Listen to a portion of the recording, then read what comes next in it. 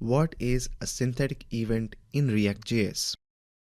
A synthetic event is a wrapper around the native browser event object, which is passed to every event handler automatically. Here we do not have to pass the event object manually. This object is automatically received as a parameter to the function which is passed directly in any event in JSX.